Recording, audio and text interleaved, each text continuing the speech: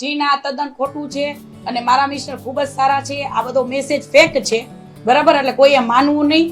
અને આ ક્યાંક ને ક્યાંક જે પણ થઈ રહ્યું છે એ આપ બધા જોતા જ હશો કે શું થઈ રહ્યું છે. જ્યારથી મેં સંકલન સમિતિનો વિરોધ કર્યો છે ત્યારથી અવારનવાર અભદ્ર ટિપ્પણીઓ થઈ રહી છે.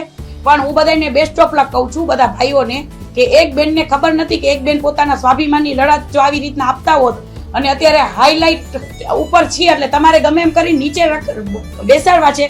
અને હું એ પણ મેસેજ કહેવા માંગુ છું કે બધાને એમ હશે કે પદ્મિની બા અમને દેખાતા નતા, તો લાસ્ટમાં જે મહાસંમેલન થયું ત્યારે મારું બહુ અપમાન કરવામાં આવ્યું હતું. એટલે મેં એ વિચાર્યું હતું કે ભાઈ આટલું બધું અપમાન જો સમાજના અમુક તત્વો, આખું સમાજ તો મારી સાથે જ છે અને મને પણ અમુક જે તત્વો છે, 4-5 તત્વો, બરાબર, એ લોકોને એવું છે કે પદ્મિની બા ઘરે બેસાય. ઘણા બધાને અત્યારે તો એવું હશે, કેમ કે આજે ઈર્ષા તો સૌને આવતી જ હોય છે.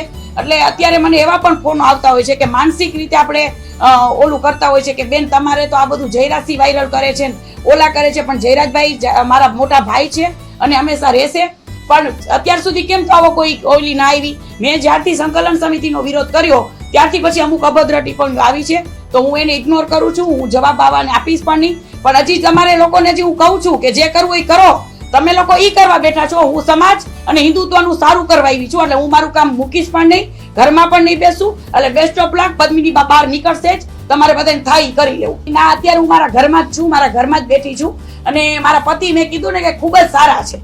આટલામાં તમે બધું સમજી જાઓ કે સારા જ છે. એને મને કોઈ માર્યું પણ નથી, કોઈ વસ્તુ પણ બની નથી.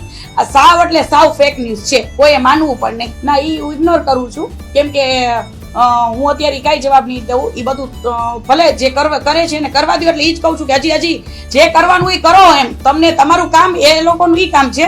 અને મારું જે મેં એક મારો વચમાં વાયરલ થયું કે હિન્દુત્વને લઈને હું ચાલું છું, તો સમાજના કોઈ એવા તત્વોથી પણ હું દબાઈશ નહીં. મને અત્યારે પણ એવા ફોન આવી રહ્યા છે કે તમે મોદી સાહેબનું ઉપરાણું લ્યો છો, તો મોદી સાહેબનું ઉપરાણું નથી લેતી. હિન્દુત્વને લઈને ચાલવું જોઈએ. આજે આ સમાજને ગુમરાહ કરી નાખ્યો છે એ મેં કીધું. પછી મારી સાથે બહુ બધું આ બધું ચાલુ થઈ ગયું છે. તો મેં એવું કીધું હતું કે મોદી સાહેબના કામને આપણે ભૂલવા ન જોઈએ. જે આજે ગરીબ વર્ગ, જેના માટે આટલી બધી આવાસ યોજનાઓ અને જે આ આયુષ્યમાન કાર્ડ એ બધું કર્યું છે, તો મોદી સાહેબે જ કર્યું છે. તો આપણે એના વિરુદ્ધમાં નહોતું જવાનું. આપણે ફક્ત ને ફક્ત રૂપાલાભાઈની લડાઈ હતી. તો મેં ખાલી એવું કીધું હતું કે હું આ પછી રાજકીય લડત હશે તો હું આમાં ભાગ નહીં લઉં.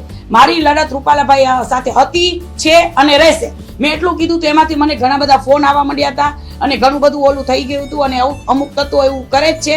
પણ હજી મારા સમાજની સાથે તો હું છું જ. એવું ન સમજે કે સમાજને પદ્મિનીબાઈ હથિયાર હેઠા મૂકી દીધા છે. પણ જ્યાં સુધી જે થતું હોય, આખું હિન્દુત્વને આપણે ગેરમાર્ગે અત્યારે નો દોરી લઈ જવાય, એના માટે થઈને વધારે થયું છે.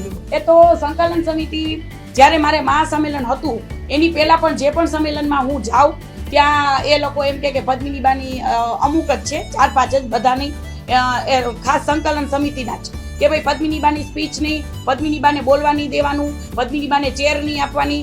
હમણાં જ હું લીમડી ગઈ હતી ત્યાં પણ મને બોલવાના. હવે તો મીડિયામાં પણ એવું એ લોકો કહી દે કે પદ્મિનીબા આવે તો એનો વિડીયો નહીં ઉતારવાનો અને એનો વિડીયો ક્યાંય વાયરલ નહીં કરવાનો. ધમકાવીને કહે છે, ન્યૂઝવાળાને ધમકાવીને કહે છે. તો શું કામ? અને જો બધાને એવું લાગતું હોય કે પદ્મિનીબા બીજેપીમાં છે, પદ્મિનીબા અત્યારે કોઈ રાજકીય લેવલે નથી. હું અત્યારે સામાજિક છું, નથી કોંગ્રેસ કે નથી બીજેપીમાં, બરાબર. હું મારી સ્વાભિમાનની લડાઈ લડું છું અને લડતી આવીશ અને સમાજની સાથે છું અને હંમેશા રહીશ. પણ મને કોઈ એવું થોપે નહીં કે તમારે આ કરવું જોઈએ, તમારે આ કરવું જોઈએ, બરાબર. મારે મારા ઘરના રોટલા ખાવા છે. તો મને કોઈ એવું ફોન કરી ન કે તમારે, મને સલાહની જરૂર નથી. જે મારે કરવું હતું એ મેં કર્યું છે.